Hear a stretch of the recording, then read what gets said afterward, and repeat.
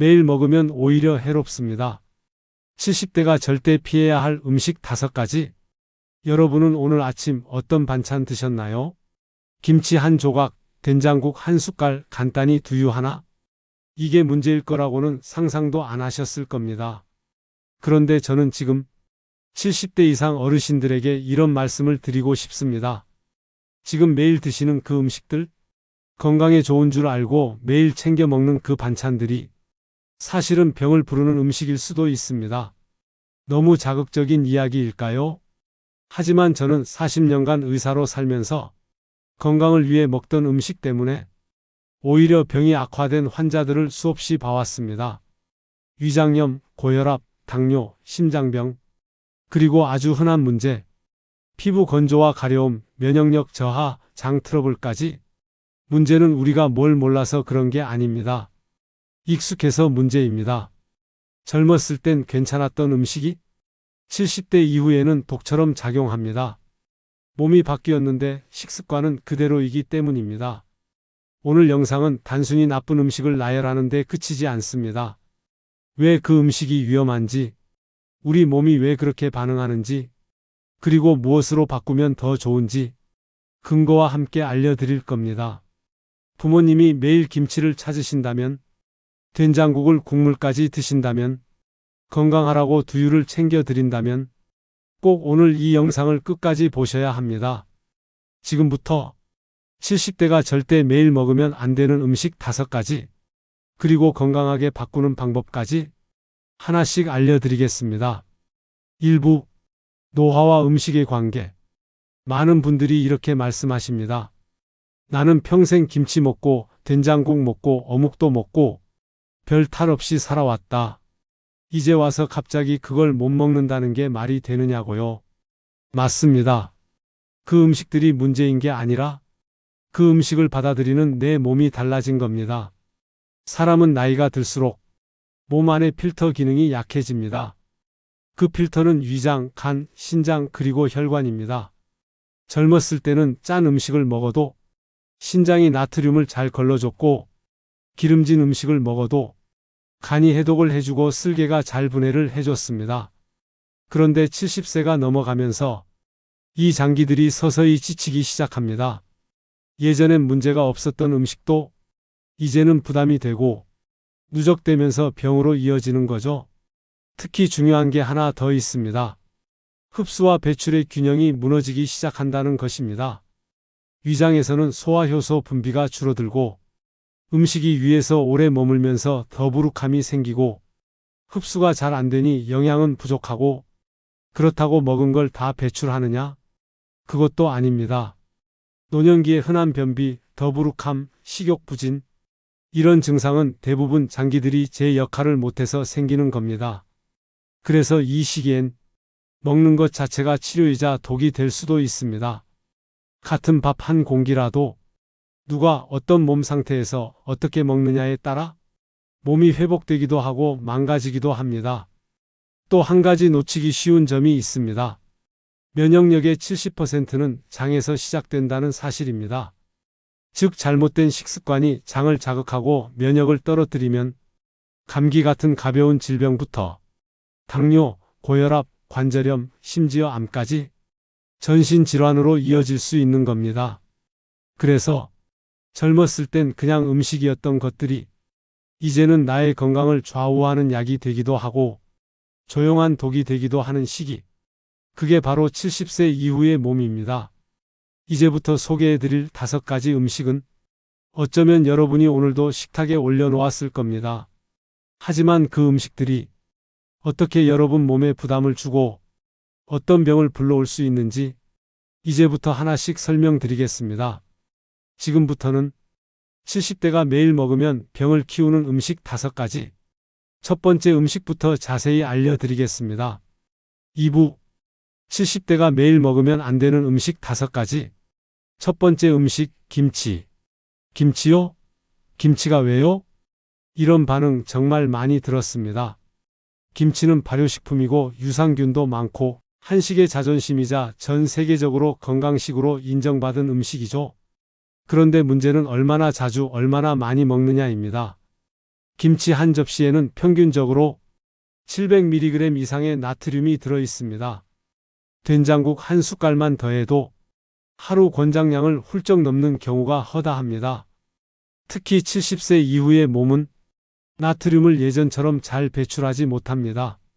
신장 기능이 떨어지고 혈관이 탄력을 잃으면서 같은 짠맛도 훨씬 더 큰 부담이 됩니다. 그리고 중요한 건 이게 매일매일 하루 3끼 반복된다는 겁니다. 짠맛은 중독성이 있어서 점점 더 짜게 먹게 되기 때문이죠. 제 환자 중 한 분은 84세 김모 어르신이셨습니다. 고혈압 약을 10년 넘게 드셨는데 혈압 조절이 안 된다고 하셨어요. 식단은 대단히 간단했습니다. 밥, 김치, 국.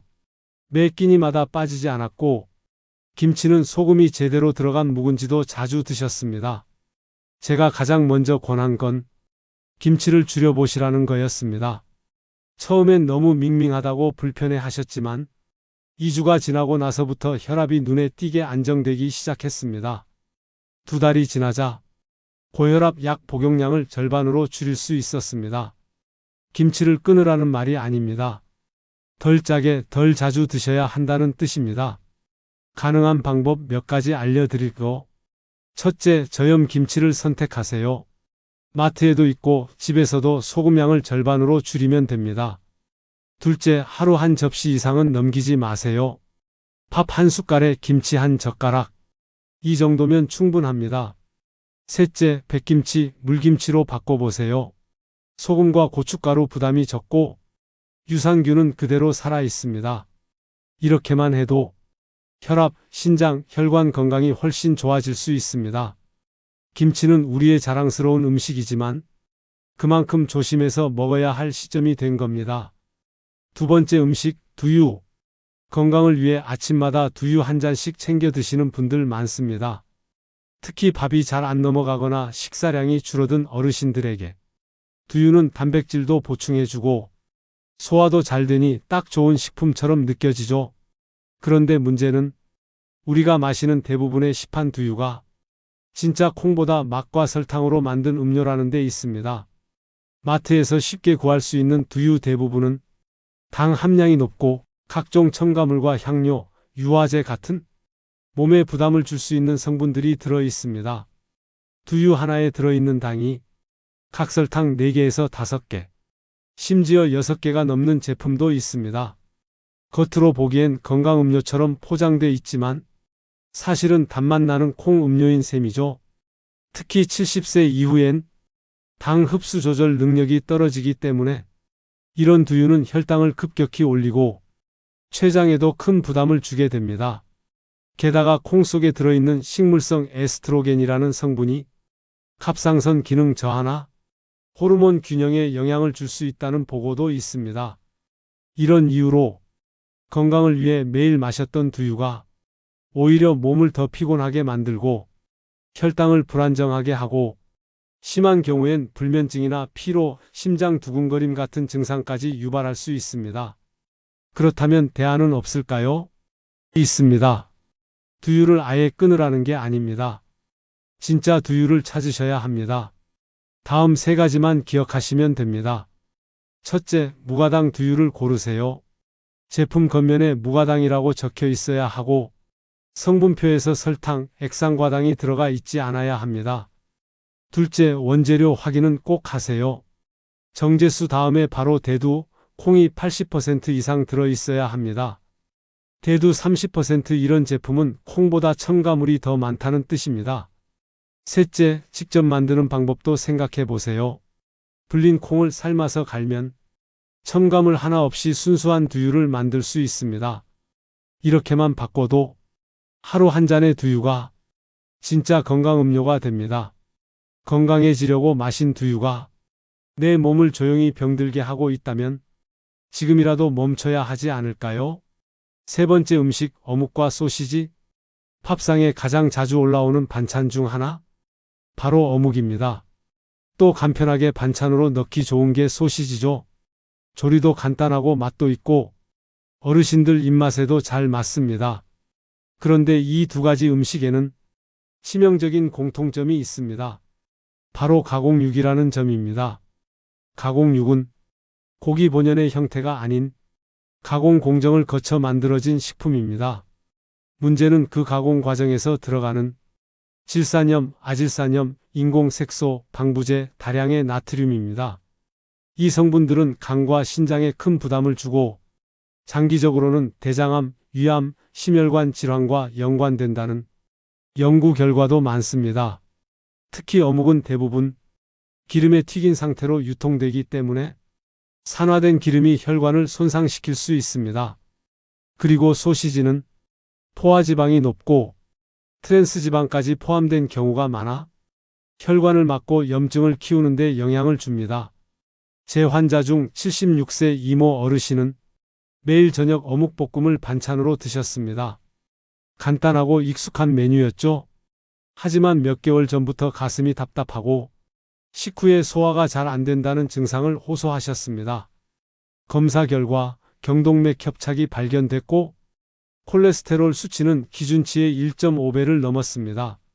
식단을 바꾸고 어묵과 소시지를 빼자 불과 6주 만에 수치가 안정됐고 무겁던 가슴 증상도 사라졌습니다. 물론 완전히 끊으라는 말씀은 아닙니다. 하지만 매일 먹는 건 위험합니다. 그렇다면 대체할 수 있는 건강한 방법 알려드릴게요. 첫째, 어묵 대신 생선 살을 구워서 드세요. 특히 흰살 생선은 소화도 잘 되고 단백질도 풍부해서 노인분들께 좋습니다. 둘째, 소시지 대신 달걀을 활용해 보세요. 삶은 달걀이나 달걀찜은 포만감도 있고 영양도 균형 잡혀 있습니다. 셋째, 반찬을 만들 땐 간을 강하게 하지 말고 식재료 본연의 맛을 살리세요. 양념 맛이 아니라 재료 맛에 익숙해지면 입맛도 바뀌고 건강도 바뀝니다. 가장 위험한 음식은 멀리 있는 게 아닙니다. 늘 가까이 있는 음식이 내 몸을 조용히 해치는 경우가 훨씬 많습니다. 이제 네 번째 음식으로 넘어가겠습니다. 겉으로는 건강에 좋다고 알려졌지만 의외로 혈당과 체중에 큰 영향을 주는 식품입니다. 네 번째 음식, 유산균 음료. 장 건강에 좋다고 알려진 유산균 음료. 요즘은 하루 한 병씩 챙겨 드시는 분들 정말 많습니다. 특히 70대 이후에는 변비나 소화 불량이 흔하다 보니 유산균 음료를 건강식처럼 여기시죠? 그런데 이 유산균 음료 정말 몸에 좋기만 할까요? 정답부터 말씀드리면 당분이 문제입니다. 마트에서 흔히 파는 유산균 음료 한 병에 들어있는 당분이 각설탕 3개에서 5개 분량이라는 거 알고 계셨나요? 몸에 좋으라고 마신 유산균 음료가 사실은 당을 흡수시키는 혈당 폭탄이 되는 셈입니다.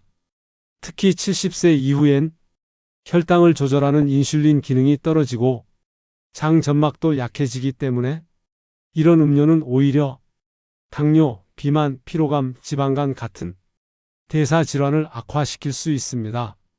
뿐만 아니라 이런 제품엔 유산균 외에도 착향료, 착색료, 인공감미료가 함께 들어있어 간과 신장에 부담을 줄 수 있습니다. 제 환자 중 82세 여환 한 분은 아침 식사 후 유산균 음료를 하루도 빠짐없이 드셨습니다. 변비가 있어서 챙겨 드신 거였죠? 그런데 혈당이 잘 잡히지 않고 체중도 조금씩 늘어났습니다. 유산균 때문일 거라곤 전혀 생각하지 않으셨죠? 그런데 섭취를 중단하고 플레인 요구르트와 채소 위주의 식이섬유 섭취로 바꾸자 2주 만에 변비가 사라지고 혈당도 안정되기 시작했습니다. 그렇다면 진짜 몸에 좋은 유산균은 어떻게 섭취할까요?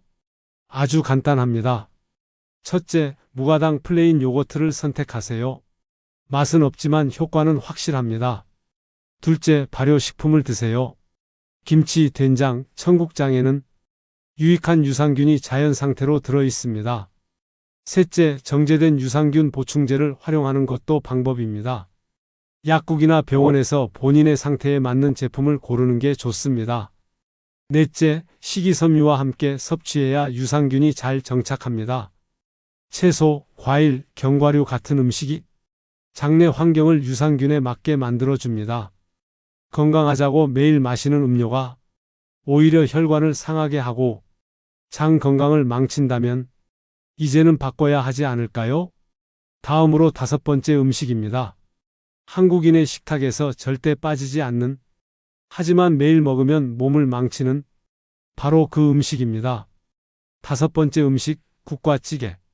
아마 이 음식은 지금 영상 보시는 많은 분들이 하루도 빠지지 않고 드시고 계실 겁니다. 된장찌개, 김치찌개, 미역국, 감자국, 순두부찌개. 한국인의 식탁에서 국과 찌개는 거의 기본처럼 자리 잡고 있습니다. 국물이 있어야 밥이 넘어간다. 이 말 익숙하시죠? 그런데 이 국과 찌개, 특히 국물 자체가 70세 이후의 몸에는 상당한 부담이 될 수 있습니다. 왜일까요? 첫째, 나트륨이 과다합니다. 찌개 한 그릇에는 평균적으로 1500mg에서 2000mg의 나트륨이 들어 있습니다. 그것도 국물까지 다 먹었을 경우입니다. 이게 어느 정도냐면 하루 권장 섭취량을 한 끼에 다 채우는 수준입니다. 둘째, 조미료와 고추장의 문제. 많은 찌개류에는 된장, 고추장, 다진 마늘, 조미 스프가 들어가죠. 이런 재료들은 염분 외에도 포화지방, 화학 첨가물이 포함돼 심장, 신장, 간에 무리를 줄 수 있습니다. 셋째, 뜨거운 국물의 온도. 뜨거운 음식을 매일 반복해서 먹으면 식도 점막이 손상되고 심할 경우 식도염, 위염, 유식도 역류 같은 문제로 이어질 수 있습니다. 특히 제 환자 중 77세 김모 어르신은 아침엔 된장국, 점심엔 육개장, 저녁엔 미역국, 하루 3끼 국물이 꼭 필요하셨던 분이었어요. 그런데 혈압이 잡히지 않고 다리 부종과 만성 피로를 겪고 계셨습니다. 식습관을 점검해 보니 국물 섭취량이 하루 1리터가 넘었습니다. 국물 양을 줄이고 간을 싱겁게 조절하고 건더기 위주로 식사하도록 바꾸자 한 달 만에 혈압이 안정되고 다리 붓기가 거의 사라졌습니다. 그렇다면 국과 찌개를 완전히 끊어야 할까요? 아닙니다. 방법이 있습니다.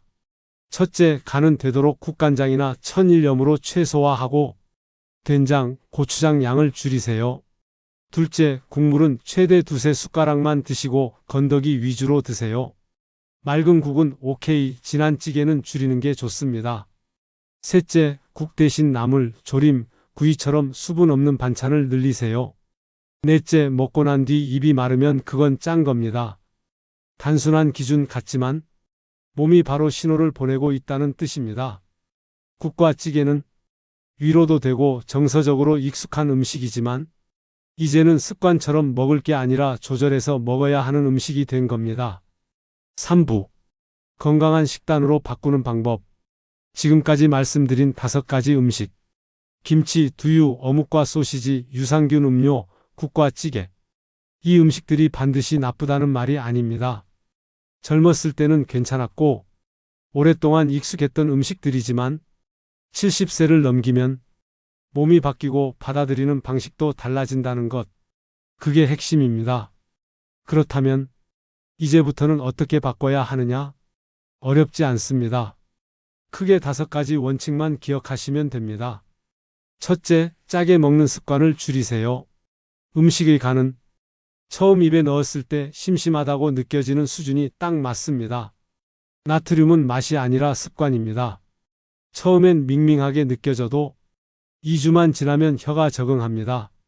둘째, 자연식 위주로 식단을 구성하세요.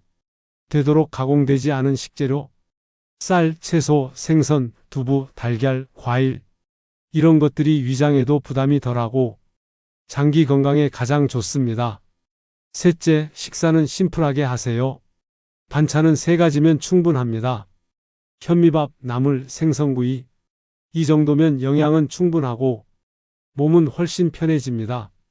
넷째, 단백질을 꼭 챙기되 흰 단백질로, 고기는 줄이되 계란, 두부, 흰살 생선 같은 소화 잘 되는 단백질을 매 끼니 조금씩 챙기세요. 근육 유지와 면역력에 아주 중요합니다. 다섯째, 물 대신 국물은 줄이고 따뜻한 차로 바꾸세요.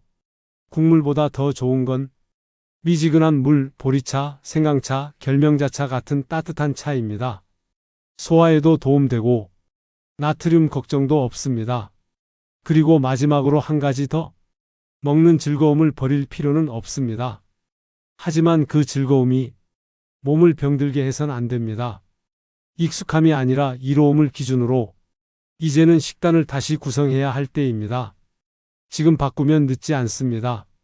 지금까지 말씀드린 70대가 매일 먹으면 병을 키울 수 있는 음식 5가지 한 번 더 정리해 드리겠습니다. 첫째, 김치. 저염으로 바꾸고 하루 한 접시 이내로 줄이세요. 둘째, 두유. 무가당, 고콩 함량 제품만 고르세요.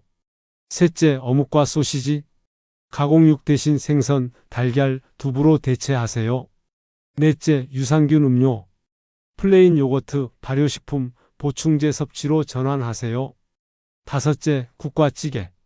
국물은 줄이고 건더기 위주 식사로 바꾸세요. 이 음식들이 모두 누구에게나 절대 금지라는 뜻은 아닙니다. 하지만 70세 이후에 몸은 달라졌습니다. 해독 능력도 소화력도 회복력도 젊을 때와 같지 않습니다. 젊은 시절엔 괜찮았던 음식도 이제는 천천히 조용히 여러분 몸을 해치고 있을 수 있습니다. 하지만 걱정 마세요. 지금부터 바꾸면 늦지 않았습니다. 습관은 조금씩 천천히 내 몸이 좋아하는 방향으로 바꿔나가면 됩니다. 건강은 갑자기 무너지는 게 아니라 매일의 식사에서 조금씩 무너집니다. 그리고 마찬가지로 건강은 특별한 약이 아니라 매일의 식사에서 다시 회복됩니다. 이 영상을 보신 지금 이 순간이 건강한 변화를 시작할 가장 좋은 시간입니다. 여러분 자신을 위해, 사랑하는 가족을 위해 오늘 식탁부터 다시 한번 점검해 보시길 바랍니다. 이 영상이 도움이 되셨다면 좋아요와 구독, 그리고 알림 설정까지 꼭 부탁드립니다. 여러분의 건강한 식생활과 행복한 노후를 위해 저는 앞으로도 계속 함께 하겠습니다.